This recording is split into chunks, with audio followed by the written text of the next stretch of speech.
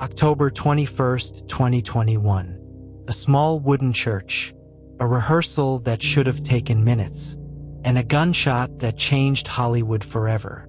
Within seconds, a cinematographer collapsed to the floor. The director fell behind her. The cast and crew froze in terror. What happened inside that small church became one of the most debated, emotional, and legally complex tragedies the film industry has ever seen.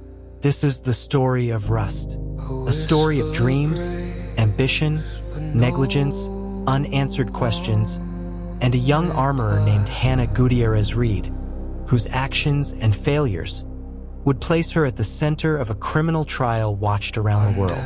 Before the tragedy, before the headlines, before the courtroom battles, there was Halyna Hutchins, a woman whose journey to Hollywood was anything but ordinary. Halyna was born in 1979 in Ukraine, on a Soviet military base where her father served in the armed forces. She grew up surrounded by cold concrete buildings and open fields, landscapes that would later influence her photographic eye. As a young woman, she studied journalism, eventually working alongside investigative reporters. She had curiosity, courage, and a quiet intensity that pushed her toward storytelling. But Halyna's real passion wasn't just telling stories, it was crafting images. She turned toward cinematography, dedicating herself to learning the technical and artistic language of cameras, lenses, and light. She immigrated to the United States, married Matthew Hutchins, and had a son. Her family was her anchor, the reason she pushed harder with every project. Halyna was accepted into the American Film Institute Conservatory, one of the most prestigious film programs in the world.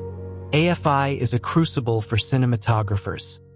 Intense, competitive, demanding, and Halyna thrived there.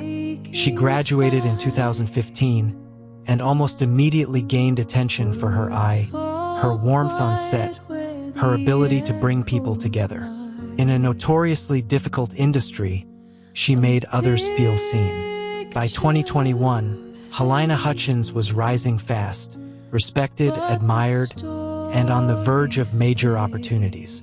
Rust wasn't supposed to be her breakthrough, but it was supposed to be another step in a bright future. She was 42 years old. Rust was a low-budget independent Western, filmed in Santa Fe County, New Mexico. Like many indie productions, it faced tight schedules and limited budgets. Crew members later described the set as tense, rushed, under pressure. Camera operators and other crew members had walked off the set the day before the shooting, citing safety concerns, lack of proper accommodations, and 2 accidental gun discharges that week. At the heart of the production's safety protocols was the 24-year-old armorer, Hannah Gutierrez-Reed. Hannah was relatively new. Rust was only her second feature film in the position of head armorer. She was responsible for all firearms, ammunition, loading, unloading, and ensuring absolute safety with every weapon. Some crew members later expressed doubts about her experience. Others defended her, saying she was overwhelmed, undersupported, and stretched thin with additional responsibilities outside armory work.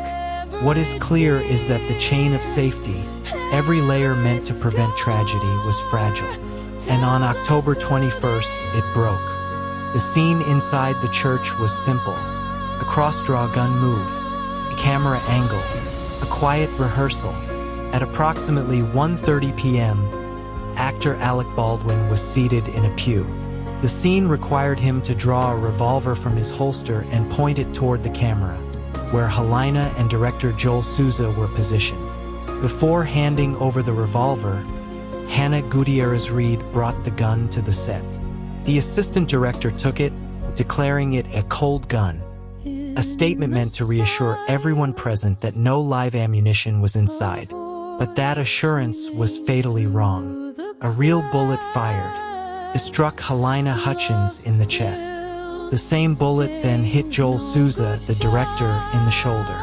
Halyna fell into the arms of a crew member, Baldwin repeatedly said he didn't know the gun was loaded. Calls to 911 were frantic, confused, and heartbreaking. Halyna was flown to the University of New Mexico Hospital. She was pronounced dead shortly after. Her final moments were spent doing what she loved, framing a shot, telling a story. The Santa Fe County Sheriff's Office began an immediate and extensive investigation.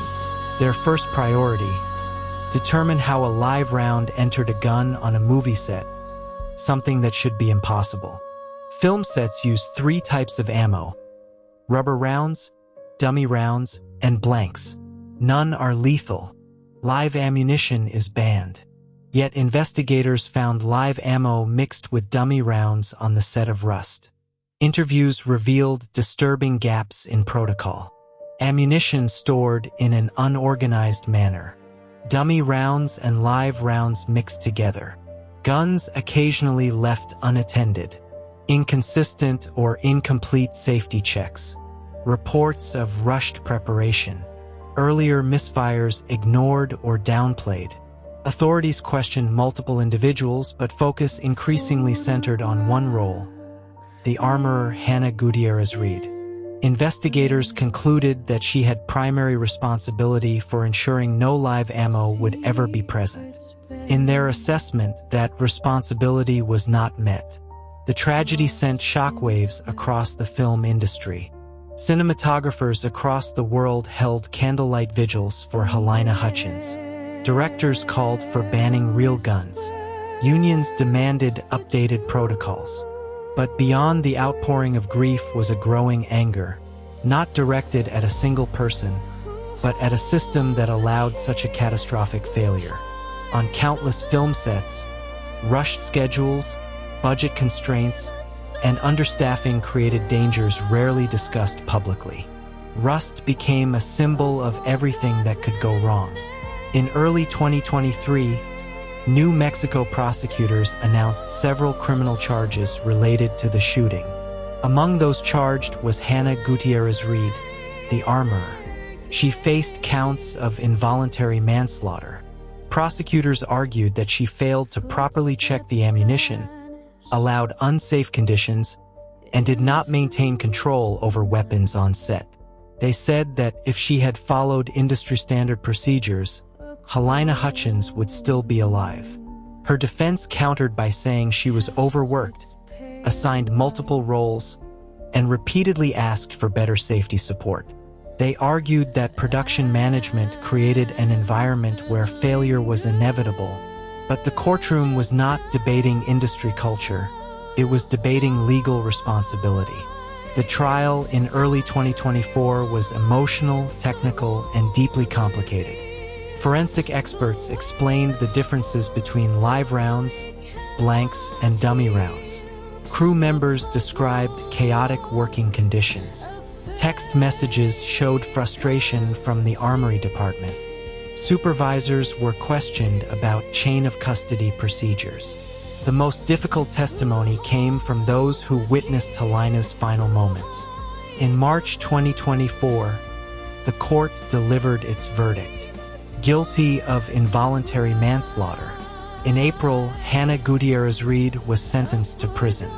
The judge emphasized that industry standards exist to prevent exactly this type of tragedy, and that failing to follow them led directly to Halyna Hutchins' death. Halyna's husband, Matthew, and their young son were thrust into grief no family prepares for. Matthew spoke about losing not just a wife, but a partner, a collaborator, a best friend. He fought to ensure that the negligence behind her death would never be repeated. Their son lost a mother. The world lost a visionary. In the years after the tragedy, studios began rethinking the use of real firearms on set. Some productions banned them entirely. Others increased training, mandated more experienced armorers, and invested in digital effects. Halyna Hutchins' name became a call for reform. Today, her memory lives on through the Halyna Hutchins Memorial Scholarship for Emerging Filmmakers, ensuring that her passion continues shaping the world she left behind. But even with the verdict, many questions remain. Where did the live round truly originate? Why were earlier misfires not thoroughly investigated? Why was the armorer assigned additional duties? Why did safety warnings go unheeded? How did an entire system fail at once? There is no single villain in this story, only a chain of failures, each link contributing to the final tragedy. The death of Halyna Hutchins was not just a headline. It was a warning, a reminder that creativity must never come before safety. For the people who loved her, the pain will never fully fade. For the industry she worked in, her legacy is a push for change. Thank you for watching Silent Evidence. Share your thoughts below, and join us next time for another case that reminds us how fragile and how precious every life truly is. But no one replies.